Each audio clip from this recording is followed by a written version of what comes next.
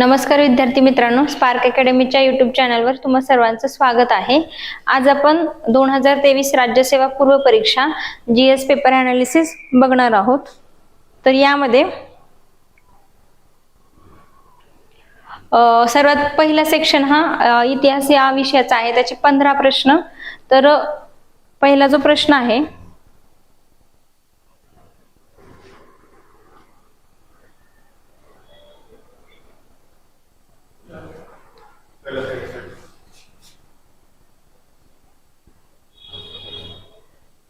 आता हा पहिला जो प्रश्न आहे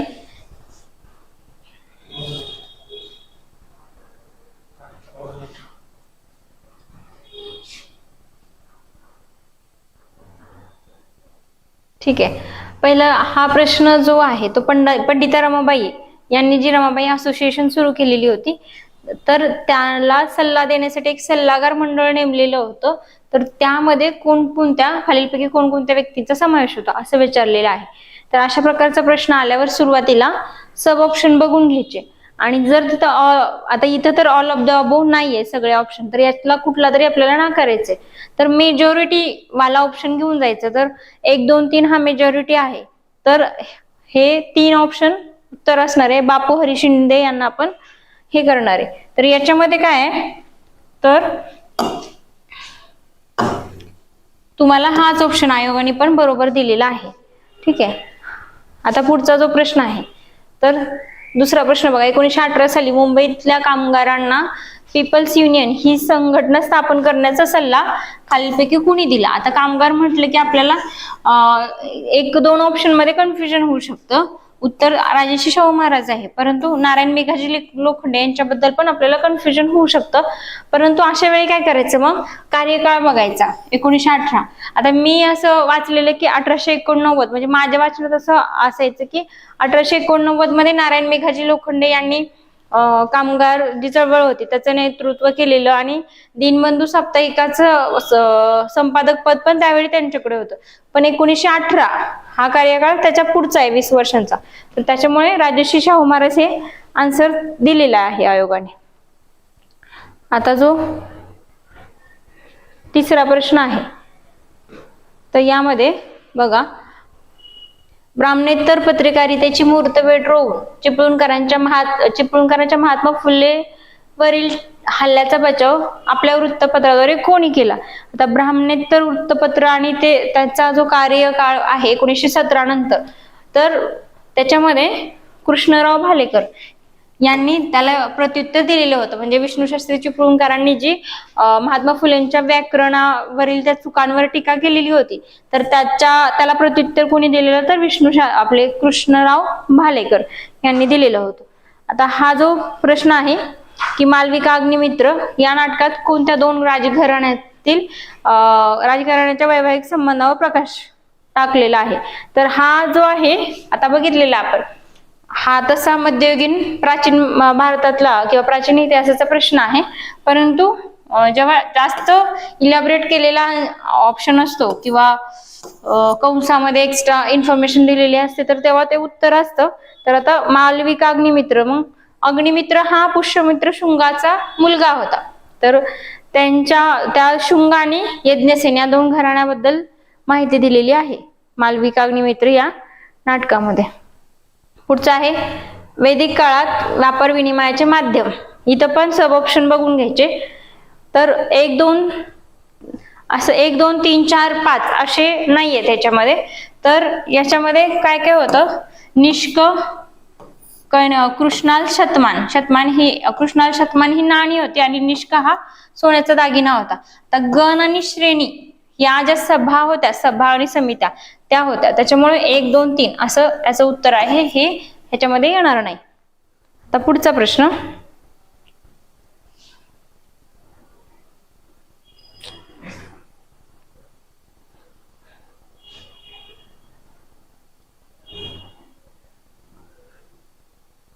आता हा जो प्रश्न आहे याच्यामध्ये तुम्हाला कितीही इतिहासाची पुस्तकं वाचली तरी सुद्धा रेफरन्स बुक सापडणार नाही किंवा रेफरन्स मिळणार नाही, आणि कदाचित UPSCच्या एखाद्या रेफरन्स मध्ये वगैरे ते असू शकतं, परंतु त्यासाठी आपण रेफरन्सेस वाढवणार नाही।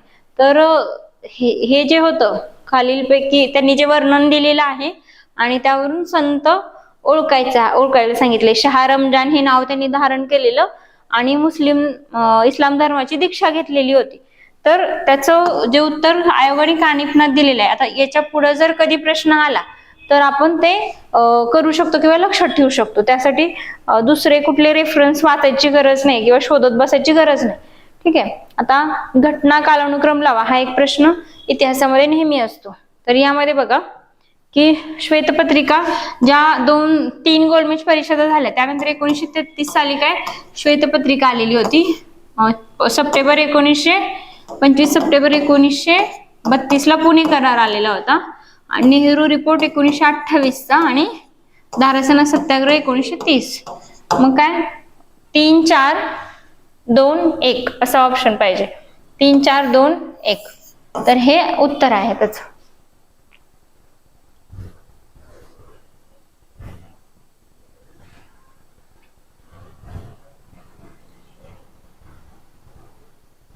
आता हा प्रश्न बघा.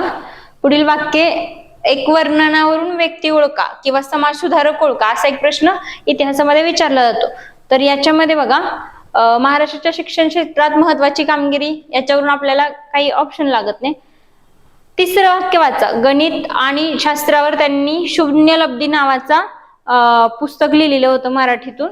तर ते जे आहे ते 11वीचे जे जुनं स्टेट बोर्ड आहे तर त्याच्यामध्ये सुद्धा ते दिलेलं आहे की बाळशास्त्री जांभेकरांबद्दल जी काही 4-5 एक पॅराग्राफ दिलेले आहे 5-6 वाक्यांचं. तर त्याच्यामध्ये हे बाळशास्त्री जांभेकरांबद्दल त्यांनी लिहिलेली पुस्तकं.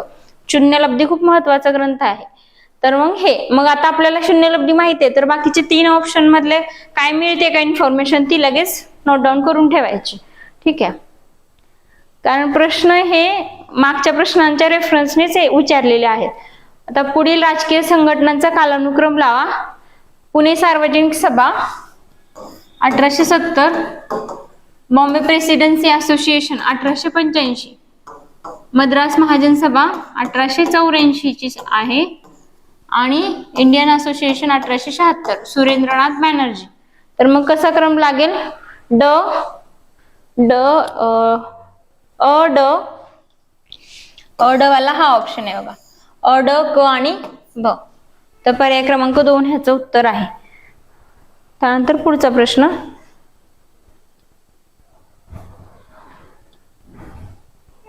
बघा. खालीलपैकी कोणता निर्णय साबरमती कराराने घेण्यात आला असं विचारलेलं आहे. तर याच्यामध्ये साबरमती करार कधी झालेला होता हे आपल्याला माहित पाहिजे. 1926 ला साबरमती करार झालेला होता.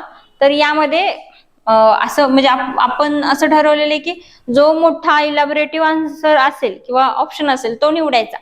परंतु त्या ह्याने आपण बऱ्यापैकी मेजॉरिटी लोक हा ऑप्शन निवडू शकतात.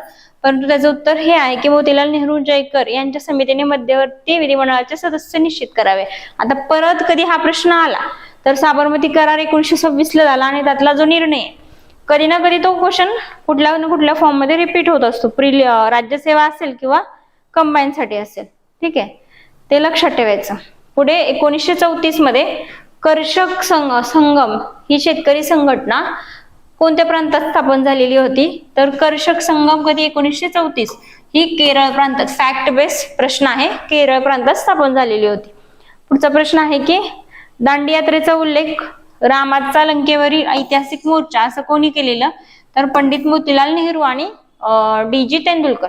या अगोदर आयोगाने असा प्रश्न विचारलेला आहे की दांडी यात्रेचा उल्लेख नेपोलियन एल्बावरून पॅरिसला जात असल्याचा असं कोणी केलेला आहे? तर ते सुभाषचंद्र बोस असं त्याचा आन्सर होतो. तसंच हा एक प्रश्न आहे.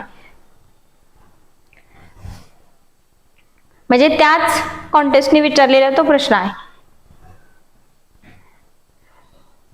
आता पुढचा प्रश्न हा मध्ययुगीन भारतातला किंवा मध्ययुगीन इतिहासाचा प्रश्न आहे. तर यामध्ये म्हणजे जवळपास 3 ते 4 प्रश्न हे प्राचीन मध्ययुगीन मॅक्झिमम 5 प्रश्न येतात. तर बघा याच्यामध्ये त्यांनी धर्माची राजकारणापासून फारकत घेतली या वाक्यावरून आपल्याला प्रश्न सुटू शकतो. ठीक आहे. त्यांनी एक स्वतःचा धर्म पण सुरू केलेला होता. तर अकबर आणि पासून फारकत घेतलेली किंवा ज्या काही मुघल म्हणतो आपण घराण्यांच्या मध्ये चांगलं काम केलेलं होतं ते आपलं अकबराने केलेलं होतं. बालविवाह थांबवणे, विधवाला उत्तेजन देणे, ते या गोष्टी अकबराने केलेल्या होत्या. तर मग ह्याचा आन्सर हे अकबर आहे. पुढचा प्रश्न बघा, खानदेशातील भिल्लांचे जे उठाव झालेले होते तर त्याच्यावर हा प्रश्न आलेला आहे. हा खरं तर कंबाईन पूर्व परीक्षेला याच्यावर उठावावर जास्त प्रश्न येतात. तर कोळ्यांचे उठाव, भिल्लांचे उठाव याच्यावर जास्त प्रश्न हे कंबाईनला असतात. परंतु आयोगाने इथे दिलेला आहे राज्यसेवेचा प्रश्न, खानदेशातील भिल्लांनी ब्रिटिश राजवटीला विरोध केला, त्याची कारणं दिलेली आहेत. खाली सब ऑप्शन मध्ये सगळे पण आहेत बघा. उत्तर भारतातील उठावाच्या घटनांपासून सातपुडा विभागातील भिल्लांनी प्रेरणा घेतली. 1857च्या उठावाचा फायदा घेऊन भागोजी नाईक आणि काजीसिंग नाईक हे उठावात सामील झाले आणि काजीसिंग व त्याच्या सहकार्यांनी सरकारी खजिना व पोस्ट जाळले. सगळे बरोबर आहेत. जोपर्यंत एक्स्ट्रीम डाऊट घ्यायला स्कोप नाही तोवर तिथं डाऊट घ्यायचा नाही. त्यानंतर पुढचा प्रश्न,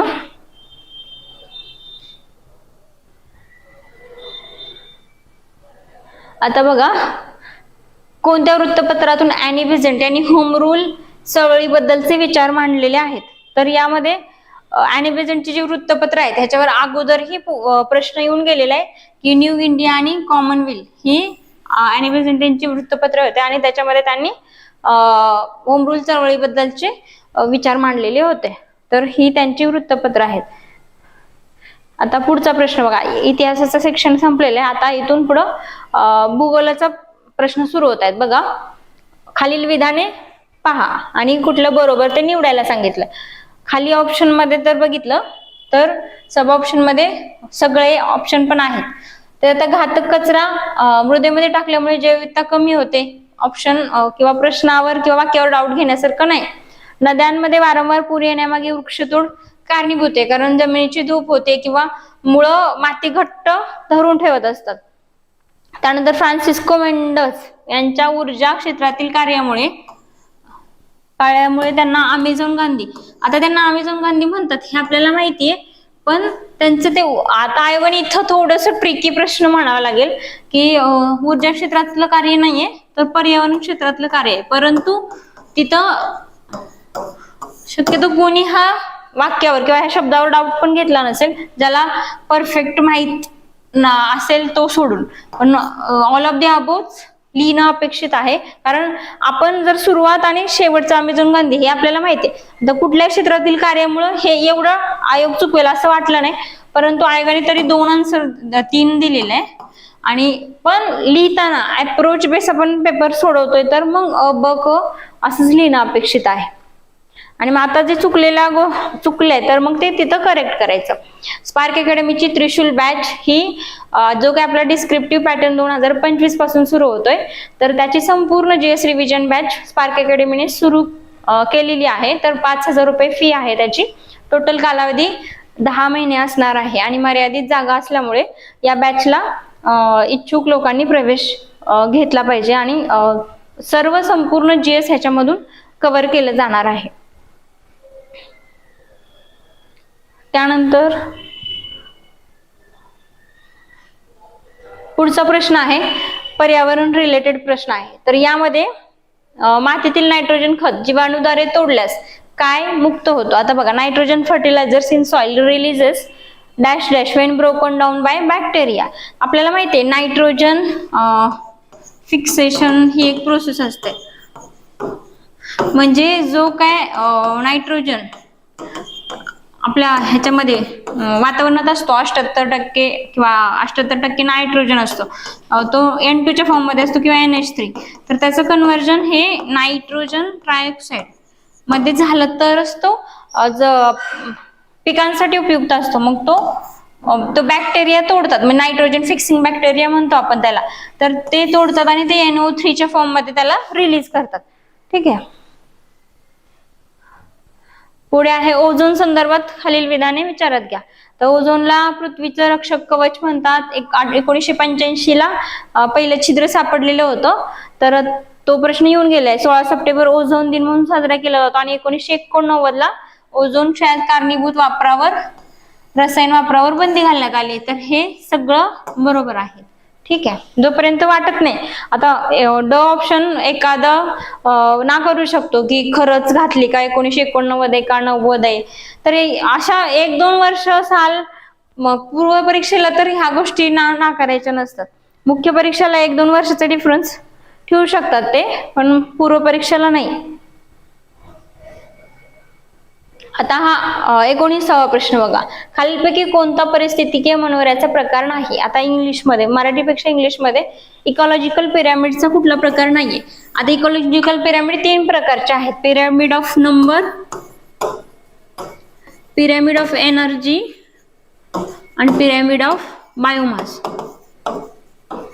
आणि हे फूड वेब आहे ना, हा वेगळाच कन्सेप्ट आहे. फूड चेन, फूड वेब, त्याच्यामुळं तो नाहीये पिरॅमिड. फक्त 3 प्रकारचे पिरॅमिड आहेत. आता 20वा प्रश्न. काही प्रजाती नष्ट झाल्या तर पर्यावरणावर गंभीर परिणाम करतात, त्यांना काय बोलतात? तर की स्टोन स्पेसिस म्हणतात. आता आपल्याला माहितीये खूप महत्वाचे असतात. एखादा व्यक्ती महत्वाचा असेल तर आपण काय म्हणतो? की पर्सन आहेस तू. तर की पर्सन म्हणजे महत्वाचं. तशीच की स्टोन स्पेसिस म्हणजे खूप महत्वाच्या स्पेसिस असतात त्या पर्यावरणामध्ये. त्या नष्ट झाल्या तर बाकीच्या फूड चेनवर किंवा पर्यावरणावर त्याचा गंभीर परिणाम होतो, म्हणून त्याला की स्टोन स्पेसिस म्हणतात.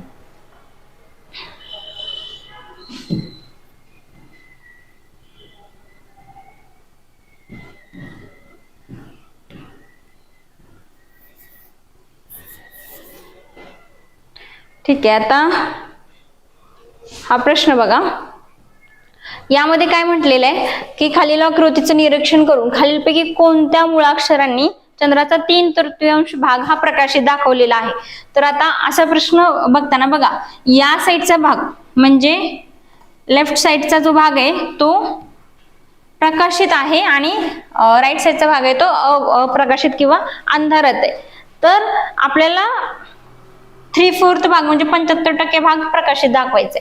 तर BH बघितला. आता B आणि H जर असा हे केला तर हा एवढाच भाग प्रकाशित येतोय या साईडचा विचार केला तर. ठीक आहे, आता दुसरा ऑप्शन बघितला C आणि G म्हटलं तर 50% भागच प्रकाशित येतोय. DF बघा, आता हा D आहे, हा F आहे, तर हा जवळपास एवढा भाग प्रकाशित येतोय म्हणजे 3/4 आणि हा 25% भाग अप्रकाशित आहे. तर याच्यावरून हे आन्सर आपलं निघतंय. ठीक आहे, पुढचा प्रश्न.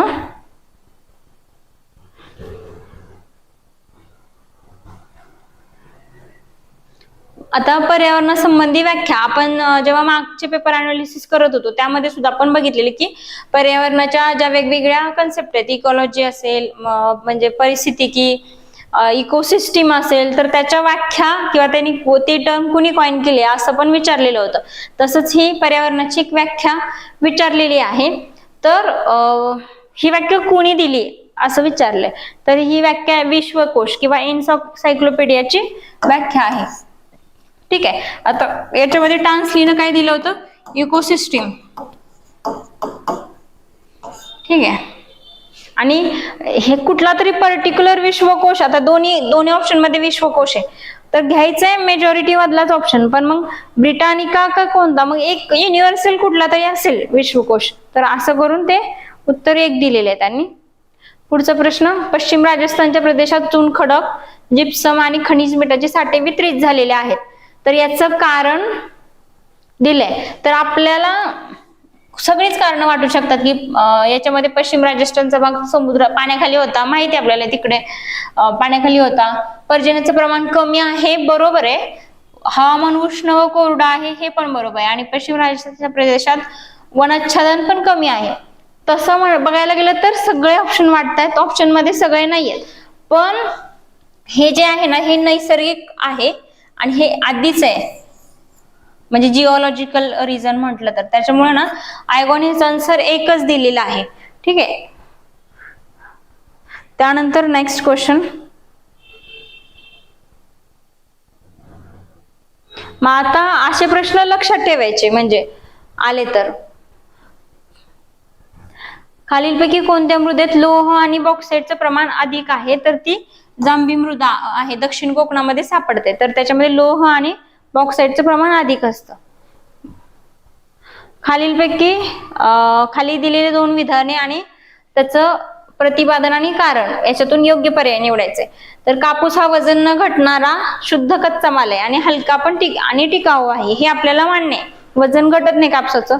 सुती कापड उद्योगांचं स्थानिकीकरण कापूस उत्पादन क्षेत्र, प्रदेश आणि बाजारपेठ या ठिकाणी होते. ही दोन्ही वाक्य बरोबर आहेत, पण हे त्याचं कारण किंवा स्पष्टीकरण देत नाही. दोन्ही वाक्य ही सेपरेटली बरोबर आहेत, ते त्याच्यावर डिपेंड नाही आहेत दोन्ही वाक्य. त्याच्यामुळं याचं उत्तर हे पर्याय क्रमांक 2 आहे. जनरली कसं असतं, हे ह्याचं स्पष्टीकरण आहे असं मेजॉरिटी आन्सर मध्ये असतं, परंतु हे नीट वाचायचं की वजन न घटणारा कच्चा माल जर आहे तर त्या क्षेत्रामध्ये त्याचं उत्पादक प्रदेश किंवा बाजारपेठ असण्याचं कारण नाही. लांबपर्यंत पण आपण जाऊ शकतो.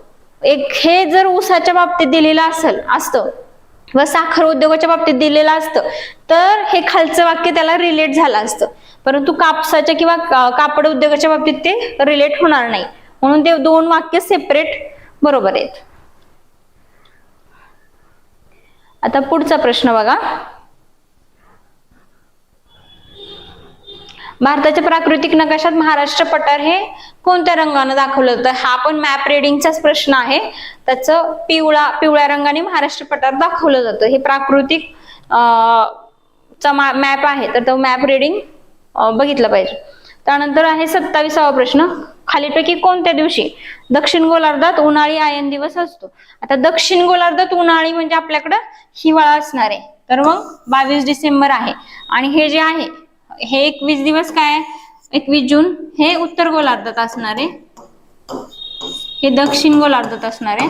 प्रश्न कुठला विचारलाय, दक्षिण का उत्तर, हे पण लक्षात ठेवलं पाहिजे. आणि हे जे आहे ह्याला विषुव दिन म्हणतात किंवा इक्विनॉक्स. मग यावेळी काय असणार आहे, इक्विनॉक्सच्या वेळी तर विषुववृत्तावर असणार आहे सूर्य आणि 12 तासाचा दिवस आणि 12 तासाचीच रात्र असणार आहे. 12 तास दिवस 12 तास रात्र. इथं काय दक्षिण गोलार्धात इथं सगळ्यात मोठा दिवस, सर्वात मोठा दिवस आणि इथं सर्वात लहान 21 जूनला सर्वात मोठा दिवस असं असणार आहे. ठीक आहे, 4 दिवस लक्षात ठेवायचे. पुढचा प्रश्न आहे. भूमध्य समुद्रिक प्रदेशात हिवाळ्यात पाऊस पडण्याचं कारण. आता खूप इलॅबोरेट केलेला आन्सर की वायुभार पट्ट्याच्या आंदोलनामुळे हिवाळ्यात भूमध्य समुद्राच्या प्रदेशात कमी वायुभार प्रदेश निर्माण होतो आणि मग काय होतं, वारे जास्त प्रेशर कडून कमी प्रेशर कडे वाहतात आणि तिकडे पाऊस पडतो, त्याचं ते कारण आहे. पुढचा प्रश्न. आता पश्चिम पॅसिफिक महासागराच्या ठिकाणी किनारवर्ती भागात प्रामुख्याने सागरी गर्ता असण्याची जी कारण, म्हणजे आपल्या प्रशांत महासागर किंवा पॅसिफिक महासागर आहे तिथं जास्त गर्ता आढळतात, तर त्याचं कारण काय आहे, तर पॅसिफिक महासागराच्या पश्चिमेकडील किनारवर्ती भाग हा अधोगमन क्षेत्राचा भाग आहे. म्हणजे कसं, तर तिथं जेव्हा 2 प्लेट्स एकत्र येतील त्यावेळी एक प्लेट खाली घेतली जाईल आणि एक प्लेट त्याच्यावरती, तर एका प्लेटचं अधोगमन झालेलं असल्यामुळं तिथं सागरी गर्ता जास्त प्रमाणात आढळतात आणि एक त्याचा आन्सर आहे. पुढचा जो प्रश्न आहे, मान्सूनची माघार हा भारतीय हवामानाचा आविष्कार खालीलपैकी कोणत्या वातावरणीय परिस्थितीचा परिणाम आहे? आता मान्सूनची माघार यामध्ये काय होतं, तर जे भारताच्या वायव्य भागाकडून आग्नेय भागाकडे उच्च वायुभार पट्ट्याचा होणारा विस्तार, म्हणजे काय होतं तिथं की वायव्य भागामध्ये जास्त प्रेशर तयार होतो आणि आग्नेय भागाकडे कमी प्रेशर, मग तिकडनं जास्त प्रेशर कडनं वारं कमी प्रेशर कडे वाहतात आणि मग मान्सून रिटर्निंग मान्सून येत असतो. ठीक आहे, आणि म्हणून मग तमिळनाडू आंध्र प्रदेशच्या किनाऱ्यावर पाऊस पडतो. तो मान्सून म्हणजे मान्सूनच्या माघार किंवा परतीचा मान्सून आपण म्हणतो, तर त्याचा तो पाऊस असतो.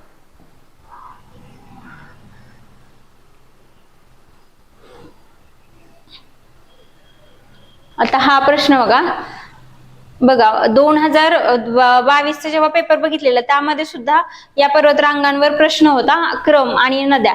महाराष्ट्रात उत्तरेकडून क्रमाने पठारावरील प्रमुख डोंगर रांगा आणि त्याच्या दक्षिणेकडील नद्यांची खोरी यांचं हे दिलेलं आहे डायरेक्ट. आयोगाने मागच्या वेळी काय विचारलेलं, कोणती आहे असं विचारलेलं, आता डायरेक्ट दिले. सातपुडा पर्वत रांगेच्या दक्षिणेकडे तापीपूर्णा खोरा आहे, माहिती आहे आपल्याला. सगळ्यात वरती काय आहे, नर्मदा, नंतर मध्ये इथं तापीपूर्णा, आणि याच्यामध्ये काय सातपुडा. तर त्यांनी काय म्हटले, सातपुडा पर्वतरांगेच्या दक्षिणेला तापीपूर्णा आहे. त्यानंतर काय सातपुडा झालं, त्यानंतर सातमाळा अजिंठा,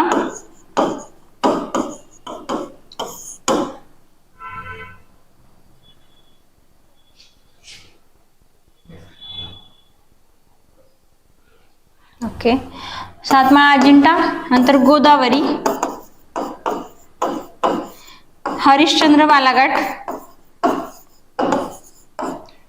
भीमा, आणि मग शंभू महादेव आणि कृष्णा नदी. ठीक आहे. आता बघा, सातमाळा अजिंठा डोंगररांगाच्या दक्षिणेला गोदावरीचं खोरं आहे, आणि हरिश्चंद्र बालाघाटच्या दक्षिणेला भीमा नदीचं खोरं आहे. सगळी वाक्य ही बरोबर आहेत. आणि शंभू महादेवाचे डोंगर व त्याच्या दक्षिणेला कृष्णा नदीचं खोरं आहे. भीमा नंतर काय शंभू महादेव, आणि मग नंतर कृष्णा नदीचं खोरं. म्हणजे ही सगळी वाक्य ही बरोबरच आहेत.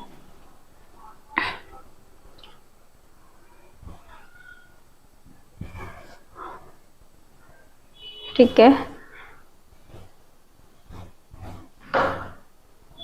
आता हा प्रश्न बघा, सह्याद्रीची रांग ही सरळ म्हणजे महाराष्ट्राच्या भूगोलावर पण यावेळी जास्त प्रश्न विचारलेले होते 2023च्या पूर्व परीक्षेला, राज्यसेवा असून पण. सह्याद्रीची रांग सरळ रेषेत नसून अनेक ठिकाणी ती वक्राकार झालेली आहे. तर याचं कारण काय, तर सह्याद्रीतून उगम पावणाऱ्या कोकणातील नद्यांनी उगमापाशी केलेल्या शीर्षवर्ती खननामुळे ती वक्राकार झालेली. आता दोन प्रकारचं आहे,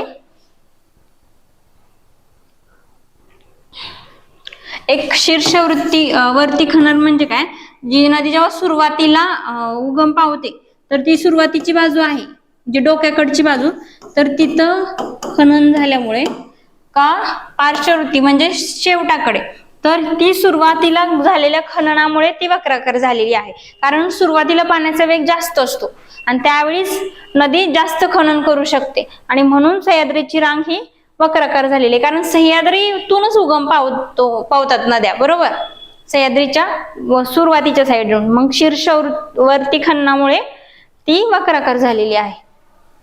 पुढचा आहे, गोदावरी आणि कृष्णा नद्यांच्या तुलनेत कावेरी नदीच्या पात्रात हिवाळ्यात पाण्याचे प्रमाण वाढते, कारण की जो ईशान्य मान्सून आहे म्हणजे परतीचा मान्सून, त्यामुळे कावेरी नदीच्या पात्रात पर्जन्यवृष्टी होते. म्हणजे तिला नैऋत्य मान्सून आणि ईशान्य मान्सून दोन्हीमुळे पाऊस मिळतो, आणि म्हणून हिवाळ्यात विशेषतः ईशान्य मान्सूनमुळे तिथल्या नदीच्या पाण्याचं प्रमाण हे वाढलेलं असतं.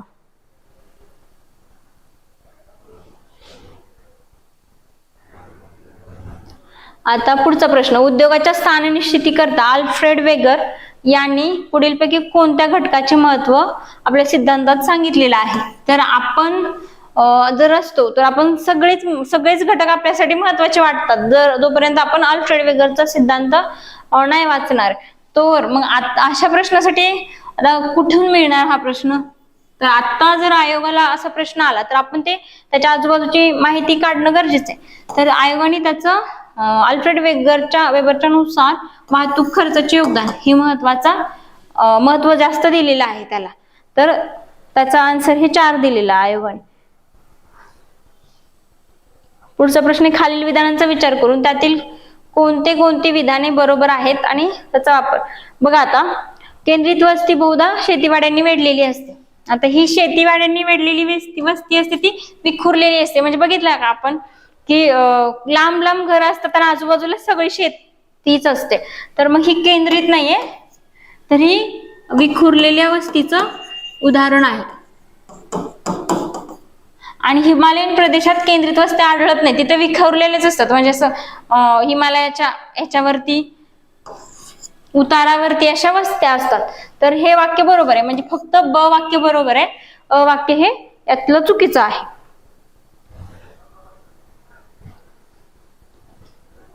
आता हा इथून पुढं सायन्सचे प्रश्न सुरू होतात. बघा, डॅश डॅश आर मटेरियल्स दो हुज रेझिस्टिव्हिटी बिकम 0.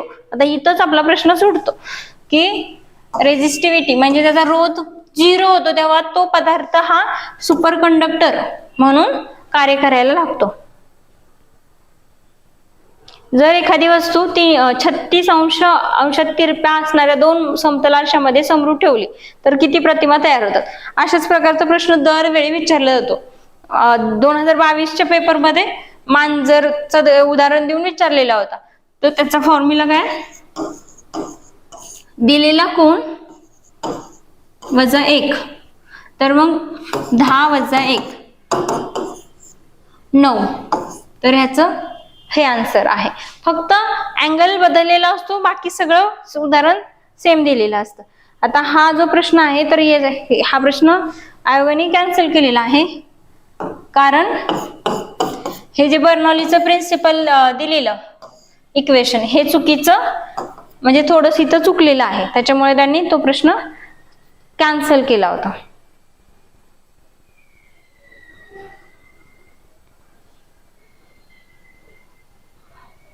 बघा, जेव्हा अल्फा कण किरणोत्सारी घटकातून बाहेर पडतात तेव्हा अल्फा म्हणजे काय, तर हेलियम. अल्फा म्हणलं की हेलियम लक्षात ठेवायचं आणि बीटा म्हणलं की इलेक्ट्रॉन. तर मग काय, अल्फा हे हेलियम पॉझिटिव्ह, तर हेलियमचा अणुक्रमांक 2 आहे आणि अणुवस्तुमानांक 4 आहे. तर मग काय होतं, अणुअंक 2 ने कमी होतो आणि अणुवस्तुमानांक 4 ने कमी होतो. ठीक आहे, तर हे त्याचा आन्सर आहे.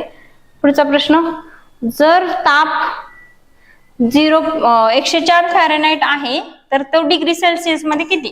तर त्याच्यासाठी पण फॉर्म्युला आहे की डिग्री फॅरेनहाइट बरोबर 9/5 डिग्री सेल्सिअस वजा 32. हा जर फॉर्म्युला वापरला तर 104च आपल्याला 40 डिग्री सेल्सिअस मध्ये उत्तर मिळतं. हे कन्वर्जन यायला पाहिजे फॅरेनहाइटचं डिग्री मध्ये, डिग्री सेल्सिअस मध्ये केल्विन मध्ये, हे विचारलं जातं आयोगाला. पुढे, खालीलपैकी कोणतं विधान बरोबर आहे. यामध्ये बघा, ग्रहांचा वेग सूर्यापासून जास्तीत जास्त अंतर असताना सर्वात कमी असतो आणि कमीत कमी अंतर असताना सर्वात जास्त असतो. तर हे वाक्य ग्रहांचा वेग, आता हे वाक्य बरोबर आहे, कारण की जो केप्लरचा नियम आहे तर त्यानुसार हे वाक्य आहे की ग्रहांचा जवळ असताना वेग जास्त असतो फिरण्याचा आणि दूर गेल्यावरती हा वेग, म्हणजे इथं जर सूर्य आहे तर एखादा ग्रह जर इथं असेल तर त्याचा फिरण्याचा वेग जास्त असतो आणि इथं असेल सूर्यापासून तर त्याचा फिरण्याचा वेग, इथं असेल तर तो एवढं अंतर कव्हर करेल आणि दूर असेल तर तो एवढंच अंतर कव्हर करणार आहे. म्हणजे असं ते समीकरण आहे. ठीक आहे, म्हणून हे पहिलं वाक्य बरोबर आहे केप्लरच्या नियमानुसार.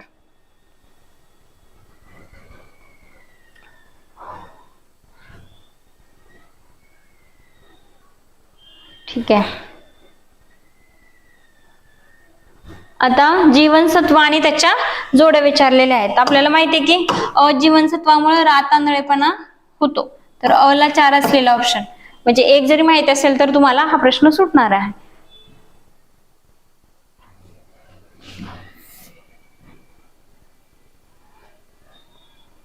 आता हा बघा, अँग्युनिया ट्रिटिकाय हा पॅरासिटिकल निमोटाइड फाउंड कुठल्या परजीवी म्हणजे कुठल्या पिकावर किंवा वनस्पतीवर असतो. तर ट्रिटिकाय किंवा ट्रिटिकम हे जे आहे ना, तर हे गव्हाचं जे आपण म्हणतो सायंटिफिक नाव आहे, तर ते गव्हाचं सायंटिफिक नाव आहे, त्यामुळे तो डिसीज पण गव्हावरतीच आढळतो. ठीक आहे,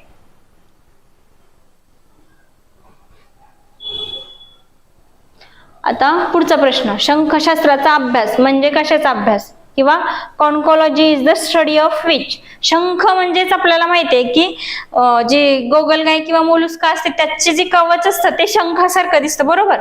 तर मग मोलुस्काचा अभ्यास नाही किंवा मोलुस्काचं आवरण नाही, त्याला आवरण नाही म्हणत, तर त्याला कवच म्हणतात. म्हणून काय, शेल्स ऑफ मोलुस्का, त्याला बोलतात कॉन्कोलॉजी. आता हे लिहून ठेवायचं नोट्स मध्ये की कॉन्कोलॉजी म्हणजे काय. आता पुढचा प्रश्न, मोलुस्का वर्गीय प्राणी मृदू काय असतात आणि ते खालीलपैकी कोणती वैशिष्ट्ये धारण करतात, म्हणजे त्यांची वैशिष्ट्ये विचारलेली आहेत. तर यामध्ये बघा इंग्लिश मध्ये प्रश्न बघा जरा, की they are second largest phylum of animal kingdom. हे वाक्य बरोबर आहे की सेकंड लार्जेस्ट किंगडम आहे. They are generally bilaterally symmetrical म्हणजे काय, तर त्याचे दोन भाग होऊ शकतात का विचार करायचं. मोलुस्का म्हणजे गोगलगायला समोर ठेवायचा आणि बघायचं त्याचे दोन भाग होऊ शकतात का, तर होऊ शकतात. दे आर ओनली टेरेस्ट्रियल, नाही ते पाण्यामध्ये पण राहू शकतात. म्हणजे सी ऑप्शन गेला, सी ऑप्शन गेला. आणि दे हॅव हॅव्हिंग मस्क्युलर फूट, हे पण बरोबर आहे. म्हणजे ए बी डी हे त्याचं उत्तर आहे. पुढचा प्रश्न, खालीलपैकी कोणते प्रमुख धोरणात्मक हस्तक्षेप हे भूसुधारणाचा भाग होते. तर भूसुधारणामध्ये भूसुधारणा, आता दोन गोष्टी आहेत, एक भूसुधारणा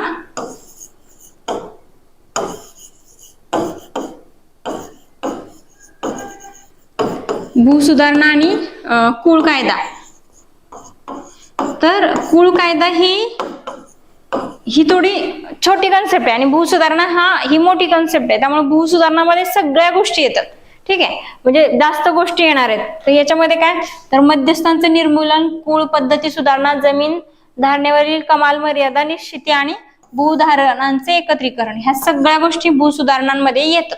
ठीक आहे, फक्त ते कर्ज वगैरे ह्या गोष्टी त्याच्यामध्ये येत नाहीत. पुढचा आहे अन्नपूर्णा योजनेचे लाभार्थी कोण आहेत. आता अन्नपूर्णा योजनेवर प्रश्न हा असतोच. तर अन्नपूर्णा योजना ही 2001 ला सुरू झालेली योजना आहे. तर यामध्ये काय होतं की 10 किलो अन्न मोफत द्यायचं कोणाला, जे निराधार आहेत त्यांना.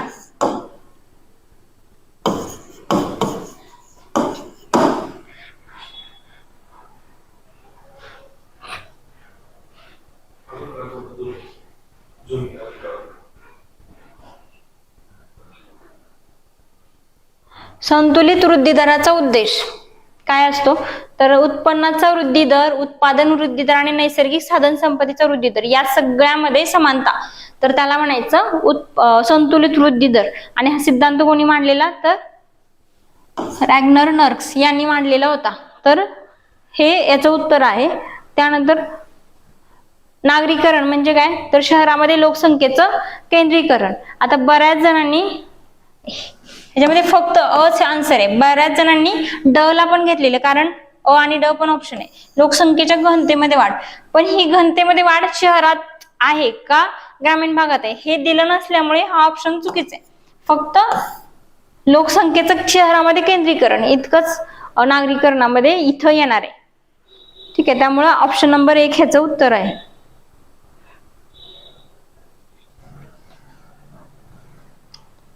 आता पुढचा प्रश्न, अटल पुनरुज्जीवन आणि शहरी परिवर्तन अभियान म्हणजे अमृत हे याबद्दल बरोबर नसणारं विधान ओळखायला सांगितलंय. तर अमृत हे भारत सरकारचं प्रमुख अभियान आहे. गृहनिर्माण आणि शहरी व्यवहार मंत्रालयाने सुरू केलंय, बरोबर आहे. देशभरातील शहरातील पाण्याच्या पुरवठ्याची आव्हाने सोडवणं आणि 25 जून 15 मध्ये देशातील 500 शहरांमध्ये हे अभियान सुरू करण्यात आलं, हे पण वाक्य बरोबर आहे. तर आयोगाने याचं उत्तर 4 दिलेलं आहे. ठीक आहे, आणि शहरामधील पाण्याच्या पुरवठ्यातील आव्हाने सोडवणे हे वाक्य बरोबर दिलेलं आहे.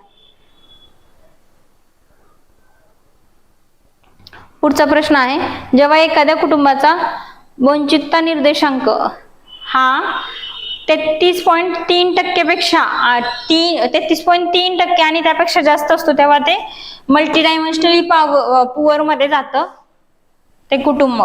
ठीक आहे, तर याच्यामध्ये सेक्शन आहेत. 20 पेक्षा कमी असेल तर काय सुरक्षित, त्यानंतर 20 ते 33.3 तर काय असुरक्षित मध्ये येतं ते, आणि 33.3च्या पुढं जे आहे तर ते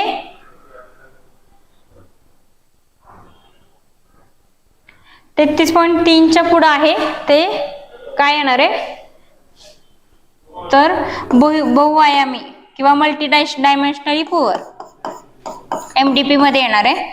आणि ते 50%च्या वरती गेलं तर मग गंभीर म्हणजे तीव्र बहुआयामी याच्यामध्ये ते येणार आहे. ठीक आहे. आता पुढचा प्रश्न बघा.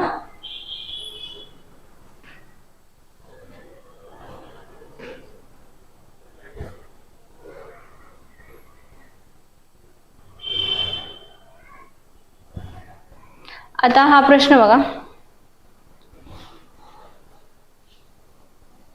विविध योजना दस्तऐवजातून नियोजनाची दीर्घकालीन उद्दिष्टे दिसून येतात. कोणती? तर सब ऑप्शन बघायचे. याच्यामध्ये सगळी आहेत. ठीक आहे. कोणताही एक ऑप्शन नाही घेऊ शकत आपण, तर सगळी उद्दिष्टे याच्यामध्ये आहेत. All of the above. त्यानंतर योजना निर्मिती आणि यशासाठी पुढील बाबींची गरज असते. तर नियोजन आयोग, आकडेवारी, उद्दिष्टे, लक्ष्ये, अग्रक्रम, अभ्रष्ट आणि कार्यक्षम प्रशासन आणि प्रशासन काटकसर शिक्षणाचा पाया.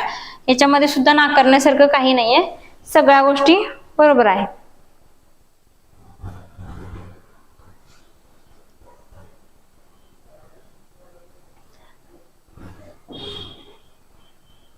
आता हा प्रश्न. एखादा देश गरीब असतो कारण तो गरीब असतो.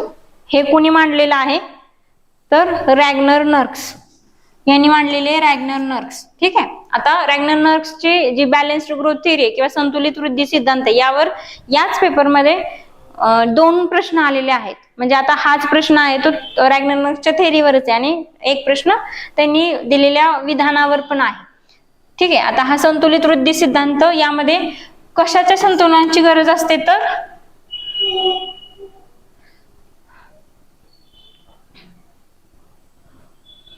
अर्थव्यवस्थेतल्या सगळ्या क्षेत्रातील संतुलनाची गरज असते. म्हणजे जास्त कॉम्प्रिहेन्सिव्ह ऑप्शन आपल्याला याच्यामध्ये घ्यायचा आहे. बॅलन्स, हे सगळ्यामध्ये बॅलन्स असणं गरजेचं आहे.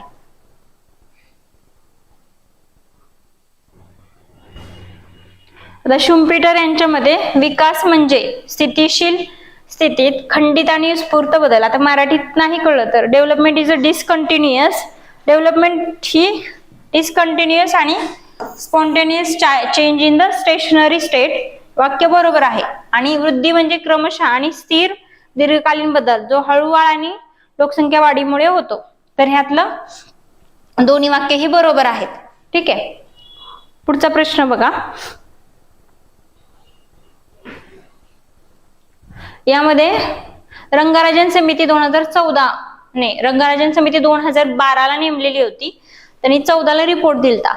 तर या समितीने वर्ष 2011-12 साठी दारिद्र्य रेषा, दैनंदिन दरडोई उपभोग खर्च, आता शहरी आणि ग्रामीण असं दिलेले. तर मग आपल्याला त्या ह्यानीच लक्षात ठेवायला पाहिजे अनुक्रमे. तर शहरीसाठी 47 रुपये दरडोई आहे आणि ग्रामीणसाठी 32 रुपये आहे. पर्याय क्रमांक 2 हे त्याचं उत्तर आहे. 2014 मध्ये शासनाने वित्तीय समावेशनासाठी कोणती योजना अंमलात आणली? तर प्रधानमंत्री जनधन योजना. खूप वेळा ह्या योजनेवर प्रश्न आलेला आहे. कधी त्याच्या तारखेवर, कधी उद्दिष्टांवर आणि कधी डायरेक्ट कोणती योजना म्हणून असा प्रश्न आलेला आहे. तर पुढचा जेंडर बजेट म्हणजे काय? तर जेंडर बजेटवर मागच्या पेपरमध्ये महाराष्ट्रानं कधी सुरू केलं लिंग आधारित अर्थसंकल्प असा प्रश्न विचारलेला. महाराष्ट्राने 2013 ला सुरू केलेलं. भारतामध्ये 2005 ला. आणि जेंडर बजेट म्हणजे काय? म्हणजे कुठल्या ना कुठल्या पद्धतीने तो प्रश्न येतोच. तर सामान्य अर्थसंकल्पामध्ये महिलांसाठी स्वतंत्र तरतूद, महिलांसाठी वेगळा अर्थसंकल्प नाही, तर सामान्य अर्थसंकल्पामध्येच एक वेगळी तरतूद, स्वतंत्र तरतूद असते. तर त्याला जेंडर बजेट म्हणतात. पुढे आहे. आता हा विज्ञानाचा प्रश्न आहे. तर याच्यामध्ये बघा 0.1 मोलार जे हायड्रोक्लोरिक ऍसिडचं द्रावण आहे त्याचा पीएच काढण्यासाठी कुठला संबंध? आता पीएच चा जर फॉर्म्युला, पीएच ची जी व्याख्या बघितली तर आपण पीएच ची व्याख्या negative log to the base 10 of H+ ion concentration असं म्हणतो. ठीक आहे. तर HCl म्हणजे H+ असणार. मग याच्यामध्ये 2 ऑप्शन आपण कट करू शकतो जे पॉझिटिव्ह लॉग वाले आहेत ते. मग आता याच्यातून एक घ्यायचा. मग H आहे ना, तर मग याच्यामध्ये आपल्याला 2, 3 किंवा 4 यामधला एक ऑप्शन, मग आयोगाने याचा आन्सर 3 नंबरचा ऑप्शन दिलेला आहे. म्हणजे 2 ऑप्शन तुम्ही इलिमिनेट करू शकता जर तुम्हाला साधी व्याख्या माहित असेल पीएच ची. ठीक आहे, negative log to the base 10 of H+ ion concentration. पुढचा प्रश्न आहे,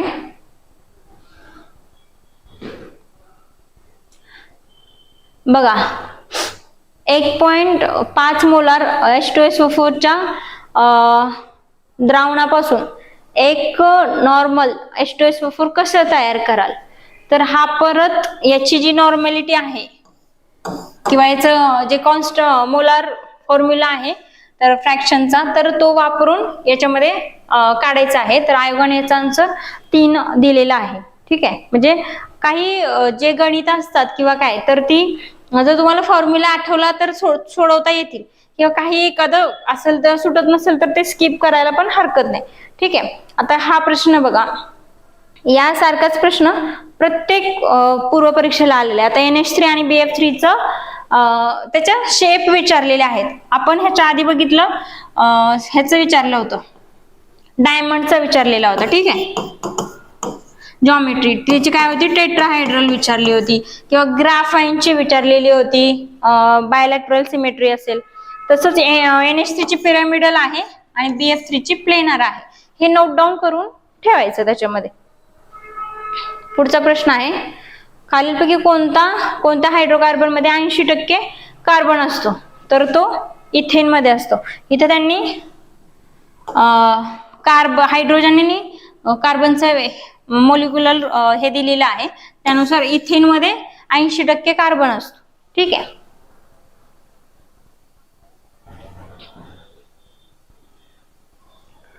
आता ही जी गणित आहेत किंवा ह्या गोष्टी याच्यामध्ये ऍड होण्याचं कारण की आपली 2023 ची पूर्व परीक्षा संयुक्त पूर्व परीक्षा झालेली होती. त्याच्यामध्ये FSO इंजिनिअरिंगच्या सिव्हिल इंजिनिअरिंग वगैरे त्यांची पण पूर्व परीक्षा आपल्यासोबत कंबाईन झालेली असल्यामुळे याच्यामध्ये आता जर ऍग्रीची पूर्व परीक्षा पण आपल्यातच होतीये, तर ऍग्री रिलेटेड प्रश्न पण आपल्याला एक 4-5 येण्याची शक्यता आहे.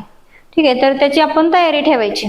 आता 180 ग्रॅम ऍसिटिक ऍसिड मध्ये 180 ग्रॅम पाणी मिसळलं तर त्यापासून ऍसिटिक ऍसिड आम्लाचं मोल फ्रॅक्शन. आता मोल फ्रॅक्शन काढायचं असेल तर याच्यामध्ये हे दिलेले ऍसिटिक ऍसिडचं किती आहे 60, यानुसार काढलं तर 60 येतं, आणि पाण्याचं जर काढलं 2H आणि 1 ऑक्सिजन म्हणलं तर 16.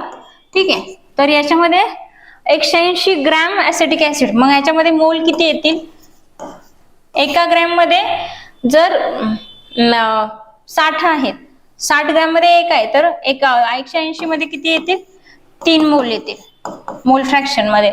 आणि इथं जर 16 आणि 2 18, तर याच्यामध्ये 10 मोल येतील. हाय किती, पाण्याचे 10 मोल आणि ह्याचा 3 मोल. तर आपल्याला ह्याचा विचारला ऍसिटिक ऍसिडचा, तर 3/10 जो काय येईल 0.23 हा ऍसिटिक ऍसिडचा मोल फ्रॅक्शन असणार आहे. ठीक आहे, तसं जर पाण्याचं विचारलं असतं तर पाण्याचा वरती घेतला असता. बरोबर,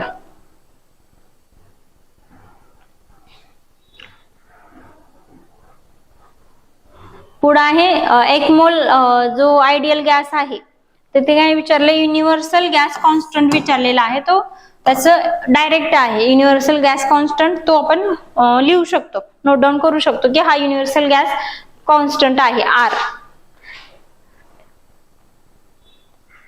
तर पुढचा प्रश्न आहे, याच्यामध्ये चुकीची जोडी विचारलेली आहे. तर ही कंपोजिटी आणि याची जी फॅमिली आहे हे चुकीचे आहे. ठीक आहे, तर ही चुकीची जोडी आयोगाने हे आन्सर दिलेला आहे. पुढचा प्रश्न, आता बघा, प्रकाश संश्लेषणामध्ये प्रकाशावर आधारित प्रक्रियेचे महत्वाचे कार्य कोणते आहे. तर त्याचं ATP ची निर्मिती करणं हेच त्याचं फायनल काम आहे. ठीक आहे, मग इथं पहिल्या ऑप्शन मध्ये काय दिलंय, ATP चं रूपांतर करणं, ATP चा उपयोग करणं नाही, ATP ची निर्मिती करणं, ग्लुकोज पासून ATP ची निर्मिती करणं हेच त्याचं फायनल काम आहे.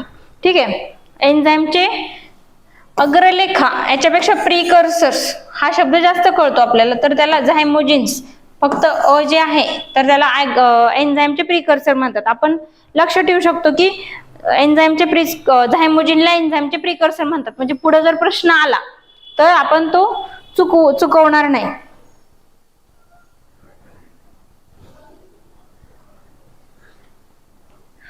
आता एन्झाईम बद्दलच प्रश्न आहे, म्हणजे सलग एका खाली एक प्रश्न आहेत. एन्झाईम विकारांवर 2 प्रश्न एका खाली आहेत.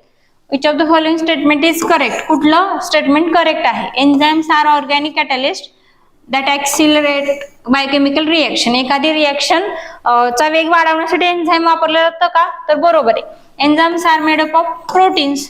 प्रोटीन पासूनच ते बनलेले असतात. Enzyme activity is not depend upon temperature. आता मी सांगितलेलं, जेव्हा आपण अशी 4 वाक्य आहेत, एक फ्लो मध्ये वाक्य आहेत आणि त्यातलं एखादंच मध्ये वाक्य निगेटिव्ह आलं तर त्याच्यावर थोडासा थांबून डाऊट घेऊ शकतो. Enzyme activity is not depend upon temperature, तर ती डिपेंड असते टेम्परेचरवर. जेव्हा टेम्परेचर वाढतं किंवा कमी होतं तेव्हा ते एन्झाईम इनऍक्टिव्ह होतं. ठीक आहे. Amylase is an enzyme that acts on starch. बरोबर आहे. म्हणजे फक्त सी गेला, हे गेला. ठीक आहे. मग ए बी डी हे त्याचं आन्सर असणार आहे. ठीक आहे. म्हणजे जरी तुम्हाला उत्तर माहित नसेल तरी 2 वाक्य फ्लो मध्ये आहेत, मध्येच एखादं तिसरं वाक्य निगेटिव्ह आलं तर तिथे थांबून विचार करायचा. आता हा पुढचा प्रश्न. आता पॉलिटीचं सेक्शन बघा. खालीलपैकी कोणते विधान हे अनुच्छेद 164 म्हणजे आर्टिकल 164 मध्ये समाविष्ट नाही? ठीक आहे. आता मुख्यमंत्र्याची नियुक्ती राज्यपालाद्वारे केली जाईल. आपण बघितले 74, 75 आणि 163, 164 हे आर्टिकल हे केंद्राच्या बाबतीत आहेत, संसदेच्या बाबतीत तशी हे राज्य विधिमंडळाच्या बाबतीत आहेत. ह्या जोड्या आर्टिकलच्या. तर बघा, आता मुख्यमंत्र्याची नियुक्ती राज्यपालाद्वारे केली जाईल, तर हे आहे. ठीक आहे. हे आहे मंत्रिमंडळ राज्याच्या विधानसभेला एकत्रितपणे जबाबदार असणार नाही, तर ते एकत्रितपणे जबाबदार असणार आहे. ठीक आहे. सामूहिक जबाबदारी म्हणतो ती आहे त्याच्यामध्ये.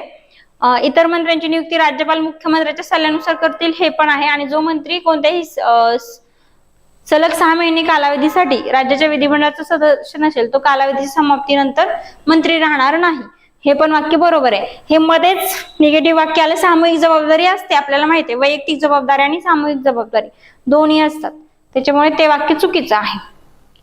व्यक्तीचे भारतीय नागरिकत्व संपुष्टात येते जर व्यक्तीने स्वच्छेने अन्य देशाचे नागरिकत्व स्वीकारले तर. बरोबर आहे. व्यक्तीस नोंदणीद्वारे नागरिकत्व मिळाल्यावर 5 वर्षाच्या आत, त्याला 18 महिन्यांचा नाही तर 2 वर्षांचा आहे, म्हणजे 24 महिन्यांचा कारावास झालेला असला पाहिजे. त्यामुळं ब गेलं, अ, क आणि ड आपलं उत्तर निघतंय. त्यानंतर पुढचा प्रश्न आहे.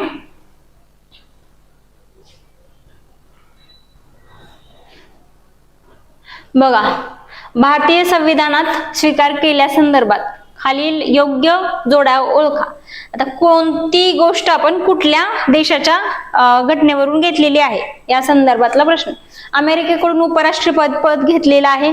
बरोबर आहे. सगळीकडेच आहे. कॅनडा केंद्रासाठी युनियन ही संज्ञा. दक्षिण आफ्रिका राज्यसभा निवडणूक पद्धत.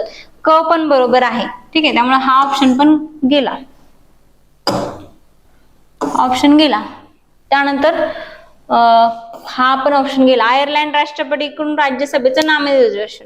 म्हणजे सगळे ऑप्शन आहेत त्याच्यामध्ये. ठीक आहे. अ, ब, क आणि ड सगळं बरोबर आहे.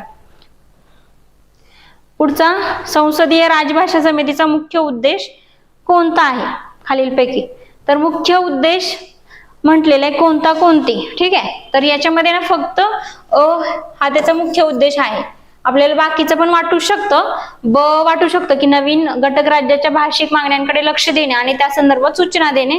पण असं विचार करायचं की असं केलं तर प्रत्येक राज्य भाषिक मागण्या करेल, तर मग ती आपण पूर्ण नाही करू शकत. त्याच्यामुळं ब ऑप्शन नाही येत नाही. ब गेल्यावर 2 ऑप्शन जात आहेत. आणि ड, स्थानिक भाषा शिक्षणाचे परीक्षण करणे आणि त्रिभाषा सूत्राची प्रभावी अंमलबजावणी करणे. तर ही शिफारस पण नाहीये, तर फक्त अ त्याचं उत्तर आहे.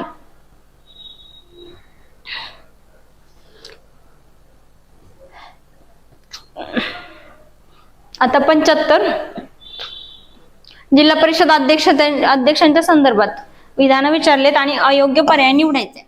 तर याच्यामध्ये जिल्हा परिषदेच्या एकूण सदस्य संख्येच्या 1/5 सदस्यांनी, ठीक आहे, 1/5 सदस्यांनी अविश्वास ठराव मांडून तो संमत केल्यास अध्यक्षांना पदाचा राजीनामा द्यावा लागतो. तर तिथं 1/5 नसून 1/3 आहे. पुढे आहे जिल्हा परिषद अध्यक्षांना मंत्र्याचा दर्जा देण्याचा निर्णय सुधाकरराव नाईक मंत्रिमंडळाने घेतला आणि वसंतराव नाईक मंत्रिमंडळाने घेतला. आता ह्याच्यामध्ये ना 3 पैकी एकच वाक्य बरोबर असू शकतं, त्यामुळे हे सोबत सोबत तर असणारच नाही. हे सोबत नसणार आहे, कड हे पण सोबत नसणार आहे, ठीक आहे. मग एक तर अ क पाहिजे, नाहीतर अ ब पाहिजे. तर याच्यामध्ये काय आहे, तर अ ब हे उत्तर आहे, ठीक आहे.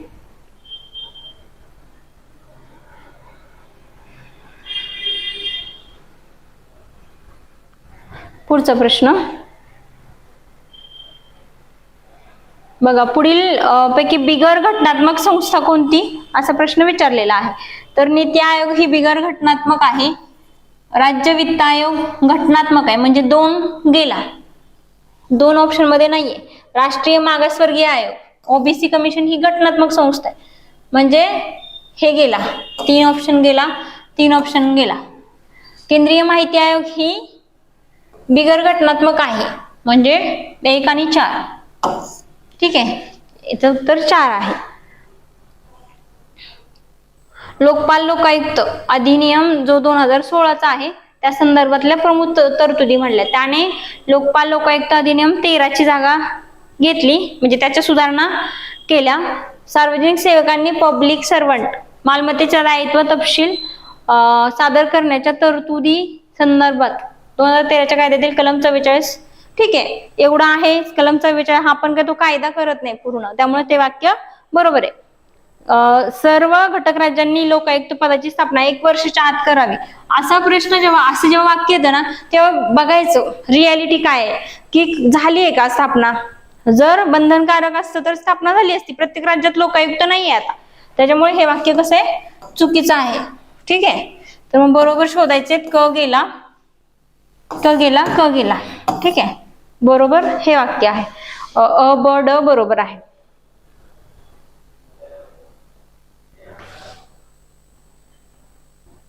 आता पुढचा प्रश्न, राष्ट्रीय मागासवर्ग आयोगाचे कर्तव्य खालीलपैकी कोणते आहे आणि आहेत, ठीक आहे. असं आलं तर बघा, खूप असे उदात्त उद्दिष्ट दिलेले आहेत, त्याच्यामुळे इथं काय जोवर एक्स्ट्रीम चुकीचा आहे, निगेटिव्ह आहे तोपर्यंत नाहीये, तोवर काही नाकारायची गरज नाही. ऑल ऑफ द अबोव करून टाकायचं. खूप असे अशा जे दिलेले असतात डिस्क्रिप्टिव्ह वाक्य, तर त्याचं जास्त हे करत बसायचं नाही, गोष्टी जास्त विचार करत बसायचं नाही त्याच्यामध्ये. आता जोड्या लावायचा प्रश्न आहे, की आपण बघितलेलं आहे CPIM एका प्रश्नामध्येच CPIM ची स्थापना 1964 ला मागच्या एका पेपरमध्ये दिलेला आहे, आणि तोच प्रश्न जोड्या लावायला परत आलेला आहे. चुकीची जोडी निवडायची, म्हणजे ही तर बरोबर आहे. CPI पक्षाची स्थापना 1925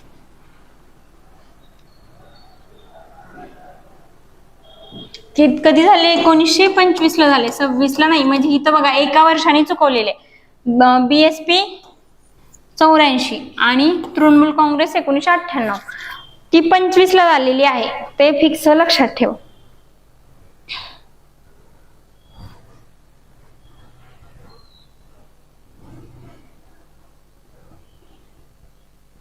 आता हा पण जोड्या लावायचाच प्रश्न आहे.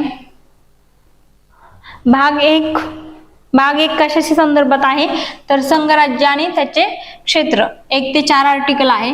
भाग 3 आपल्याला माहिती आहे, मूलभूत हक्क, म्हणजे अ ला 4, हे 2 ऑप्शन गेले, आणि ब ला 1,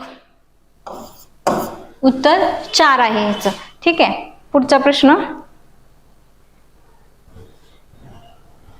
5व्या अनुसूचीमधील अनुसूचित क्षेत्रे आणि अनुसूचित जनजाती यांच्या प्रशासनासंबंधित राज्यघटनेत तरतुदी, काय तरतुदी आहेत, म्हणजे राज्यघटनेतल्या तरतुदी. 5व्या अनुसूचीमध्ये किती राज्य आहेत, तर 10 राज्य आहेत, ठीक आहे. त्याच्यामध्ये महाराष्ट्र येतं. तर पुढं आता बघा, म्हणजे ही जी आहे अनुसूचित क्षेत्र आहेत आणि 6वी जी अनुसूची आहे तिथं काय आदिवासी क्षेत्र आहे. तर आदिवासी क्षेत्रांसंबंधी राज्यपाल आणि राष्ट्रपतीलाच हे आहेत, पण हे जे अनुसूचित क्षेत्र आहे ते तिथं संसद सामान्य कायदा करून बदलू शकते त्या तरतुदी. ठीक आहे, म्हणजे 5वी आणि 6वी अनुसूची लक्षात ठेवायची.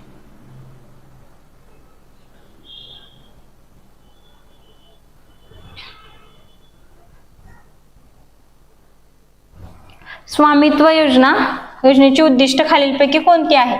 तर आता ही जी योजना आहे ती आता सुरू झालेली आहे 2019च्या 17 का 19च्या दरम्यान. तर त्या योजनेची उद्दिष्ट, तर स्वामित्व योजना ही शहरी ग्रामीण भागासाठी आहे, त्याच्यामुळे तेवढं लक्षात माहिती असलं पाहिजे. ग्रामस्थांना त्यांच्या मालमत्तेचा वापर स्वामित्व हक्क देण्यासाठी आहे. ठीक आहे, कर्ज घेण्यासाठी करून आर्थिक स्थिरता सुनिश्चित करणे उद्देश आहे. शहरी नियोजनासाठी, आता ही ग्रामीण भागाची योजना आहे, शहरी नसणार आहे, म्हणून अ, ब, ड आणि हा ऑप्शन गेला. ठीक आहे, त्यानंतर मालमत्तेशी संबंधित वाद कमी करणे आणि मालमत्ता कर निश्चित करणे हे आहेत त्याचे. ठीक आहे, जे असा एकदम वेग आला तर त्याला नाकारायचं. लोकसभेच्या 0 प्रहर 0 आवर संदर्भात खालील विधाने विचारात घ्या.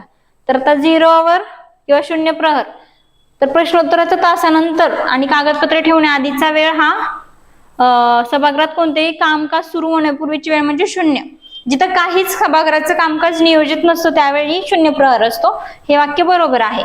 ठीक आहे, हे बरोबर असेल तर हा ऑप्शन गेला. पुढे काय, 0 प्रहर दरम्यान मुद्दे मांडण्यासाठी सदस्य दररोज 8 ते 9:30 अशी आपण जेव्हा कोणतंही पुस्तक पॉलिटिक्सचं वाचू अशी वेळ कधीच आपण बघितलेली नाही, त्यामुळे हा ऑप्शन चुकीचा आहे. मग ब गेला, फक्त अ आणि ड हे त्याचं उत्तर असणार आहे. ठीक आहे, मग सध्या 0 तासादरम्यान प्राधान्यक्रमानुसार दररोज 30 प्रकरणे हे वाक्य चुकीचं आहे. आणि 0 तासांदरम्यान नियमात कोणतीही तरतूद नसल्याने कोणत्याही दिवशी किती प्रकरणे मांडता येतात. आता क आणि ड एकमेकांना कॉन्ट्रास्ट करणारा आन्सर म्हणजे ऑप्शन आहे, तर क ड तर सोबत असणारच नाही. ठीक आहे, तर अ आणि ड त्याचं उत्तर आहे. पुढचा प्रश्न,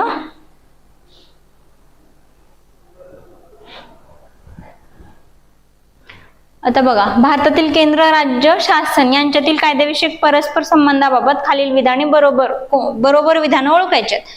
सब ऑप्शन मध्ये 3 ऑप्शन आहेत, एक आपल्याला विधान नाकारायचं, 4 विधान आहेत, एक नाकारायचं.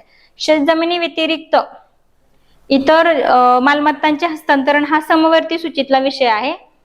त्यानंतर शेती योग्य जमीन सोडून इतर प्रकारच्या जमिनीवरील कर हा संघसूचीतला विषय आहे, कारण शेतीतला जो कर आहे जमिनीवर किंवा शेत जमिनीवरचा तो राज्य म्हणजे आकारण्याचं हे आहे, पण राज्य ते आकारत नाही. त्यानंतर करमणूक कर हा विषय समवर्ती सूचीमध्ये आहे, तर नाही येतो, राज्य सूचीमध्ये येतो. तर मग क गेला तर 3 ऑप्शन गेले, अ ब ड हे त्याचं उत्तर आहे. ठीक आहे, थोडस इथं विचार करायचा, मग कोण देतं टॅक्स किंवा काय असं, किंवा शेत जमिनीवर आहे का टॅक्स? नाहीये, कारण तो राज्यांना अधिकार आहे पण राज्य लावत नाहीये. 85 घटना परिषदेमध्ये विस्तृत चर्चा होऊन पुढील तरतुदीचा समावेश करण्यात आला. खालीलपैकी कोणत्या अनुच्छेदाचा त्यात समावेश नव्हता? म्हणजे नव्यानं, ठीक आहे, नव्यानं कुठल्या, मूळ राज्यघटना सोडून. तर 51 अनुसार म्हणजे 42व्या घटना दुरुस्तीने हे टाकलेलं आहे, हे बरोबर आहे. 368 आधीच होतं, 352 राष्ट्रीय आणीबाणीचे कलम आधीच होतं, किंवा 123 ऑर्डिनन्स किंवा वटहुकूम आधीच होतं. म्हणजे फक्त एक नव्यानं टाकण्यात आलेलं आहे. ठीक आहे, म्हणजे त्यांचं काय, त्यांनी प्रश्न काय विचारला, घटना परिषदेमध्ये चर्चा होऊन कोणती टाकलेली होती? तर ब 2, 3 आणि 4 हे घटना परिषदेमध्ये चर्चा होऊन टाकलेली होती, म्हणजे मूळ राज्यघटनेमध्ये होती, आणि हे जे आहे ते नव्यानं ऍड केले, त्यामुळं त्याच्यामध्ये समावेश होत नाही. पुढचा प्रश्न आहे, आता हे जे पुढचे प्रश्न आहेत हे सगळे आपले चालू घडामोडीचे प्रश्न आहेत, त्यामुळे आपण फक्त त्याचा एरिया बघणार आहोत. नोव्हेंबर 2022 मध्ये 10वा आंतरराष्ट्रीय पर्यटन मार्ट, तर तो मिझोराम मध्ये झालेला, ह्या वर्षी किंवा 23 मध्ये कुठं झाला तो बघून घ्यायचा आहे. आय थिंक नागालँड वगैरे तिथे काहीतरी आहे. पुढचा आहे रमेश बैस यांची राज्यपाल म्हणून नियुक्ती झाली. ते त्रिपुराचे राज्यपाल होते आणि ते मूळशी छत्तीसगडचे होते. नाकारायला काही स्कोप नाहीये, तर घेऊन जायचे असे ऑप्शन. नियुक्त्यांवर पण प्रश्न असतो चालू घडामोडीचा. संयुक्त राष्ट्राचा जो पोषण वर्धन मोहीम आहे तर त्याच्याबद्दल प्रश्न विचारलेले आहेत. तर 4 ऑप्शन पैकी एक ऑप्शन तुम्हाला नाकारायचा आहे. तर मोहिमेच्या समन्वयक पदी आता अ आणि ब सोबत असेल का? अ आणि ब कधी सोबत नसणार, एकच समन्वयक असू शकतो ना. तर मग अ ब गेला, अ ब हा पण गेला. तर एक तर अ कड का कड, तर अ कड हा मेजर ऑप्शन घेऊन जायचा. ठीक आहे.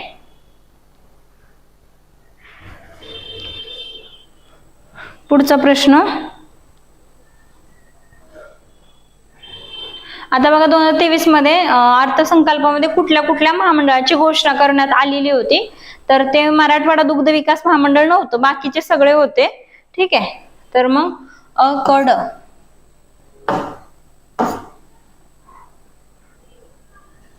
पुढचा प्रश्न बघा, खालीलपैकी कोणते शहर 2023च्या 5व्या आशियान इंडिया बिझनेस समिटचे यजमानपद होतं? तर कोलालंपूर ते होतं त्याचं यजमानपद.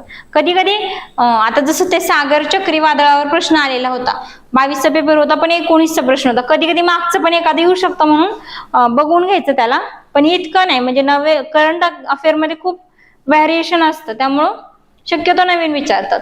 आता हे जे तीर्थक्षेत्र आहे त्याच्याबद्दल योग्य विधान विचारलेलं आहे. इथं पण तेच आहे की ब आणि क सोबत नसणार आहे किंवा अ आणि ड सोबत नसणार आहे. मग ब आणि क वाला ऑप्शन पहिल्यांदा काढून टाकायचा. ठीक आहे. तर मग एक तर अ ब असेल किंवा अ क असेल, तर मग अ आणि ब हे त्याचा आन्सर आहे. एक जरी ऑप्शन तुम्ही काढू शकला ना तर तो प्रश्न अटेंड करायचाच आपल्याला. ठीक आहे. आता तुर्कीसाठी जे आपण भूकंपग्रस्तांच्या मदतीसाठी भारताने राबवलेलं ऑपरेशन दोस्त होतं. ठीक आहे. ऑपरेशन दोस्त. अशीच वेगवेगळे ऑपरेशन आहेत. ऑपरेशन कावेरी आहे, ऑपरेशन गंगा आहे, ऑपरेशन अजय आहे. तर हे ऑपरेशन पण आपण बघून घेतली पाहिजे. पुढे आहे UN COP 15 च्या बाबतीत बरोबर विधानं ओळखायला सांगितलेत. तर ही जी परिषद आहे हिने जैवविविधता कराराला मंजुरी दिली, हे वाक्य बरोबर आहे. पण हा अमेरिकेच्या अध्यक्षतेखाली झाला नव्हता. एक तर ब पाहिजे किंवा क पाहिजे. ब आणि क याच्यामध्ये पण सोबत नसणार आहे. ठीक आहे. तर मग याच्यामध्ये ह्याचं चीनचं अध्यक्षपद होतं, म्हणून अ क आणि ड हा ऑप्शन आहे. कारण ड ला तर आपल्याला घेतलंच पाहिजे. ड हा सर्व समावेशक वाटतोय, ते स्टेटमेंट आहे, तिथं फॅक्ट काहीच नाही. त्यामुळे ड सोबत घ्यायचा. ड घेतला तर एलिमिनेशनने आपल्याला उत्तर निघू शकते.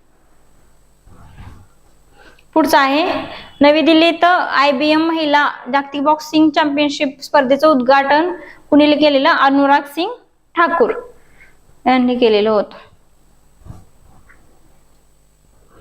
पुढचा पुरस्कार अर्जुन पुरस्कार आणि त्यांचे खेळ याच्या जोड्या विचारलेल्या होत्या. तर लक्ष्य सेन जो होता तो आता पण आपण ऑलिम्पिकला बघितलेलं आहे की त्याचं बॅडमिंटन होतो. तर सी ला एक असलेला ऑप्शन, त्याला अर्जुन पुरस्कार मिळालेला आहे. मग भक्ती कुलकर्णी बुद्धिबळ आणि साक्षी कुमारी ही कबड्डी. पुढचा प्रश्न मार्च 23 मध्ये सरकारने पेन्शन फंड नियामक मंडळ म्हणजे PFRDA च्या अध्यक्षपदी दीपक मोहंती यांची नियुक्ती केलेली आहे 2023 मध्ये. ठीक आहे. म्हणजे 24ची परीक्षा आहे, कदाचित 23चे पण प्रश्न येऊ शकतात. ठीक आहे. त्याच्यामुळं सोडलं नाही पाहिजे आपण ते.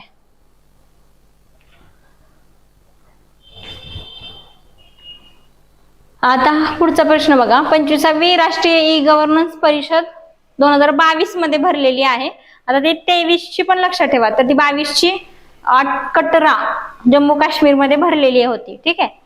आणि 98च बघा, युनेस्कोने 2023 आंतरराष्ट्रीय शिक्षण दिवस हा कोणत्या देशातील मुली आणि महिलांना समर्पित केला? तर ते अफगाणिस्तान होतं, कारण तिकडे तालिबान्यांनी ताबा घेतलेला वगैरे आहे, हे माहिती आहे. पण असाच एक प्रश्न आपण इराणच्या संदर्भात पण बघितलेला मागे जेव्हा आपण क्वेश्चन पेपर अनालिसिस करत होतो. तर तो इराणच्या महिलांना स्टेडियम मध्ये प्रवेश दिला वगैरे. तर मग अशी जे आंतरराष्ट्रीय लेवलला एखादी घडामोड घडत असते महिलांशी रिलेटेड, बालकांशी रिलेटेड, हे आपण वंचित घटक म्हणतो ना, तर त्यांच्याशी रिलेटेड घडली तर तो त्याचा प्रश्न होऊ शकतो. आणि आपल्याला माहिती आहे की मागं पण विचारलं तर याच्या पुढेही विचारलं जाऊ शकतो. त्याच्यामुळं ते करणं गरजेचं आहे. पुढच्या 2023 मध्ये कोणत्या देशाने ब्रिटिश राजेशाहीचा उल्लेख चलनी नोटेवरून वगळला? तर तो ऑस्ट्रेलिया होता. आणि पुढचा प्रश्न शेवटचा,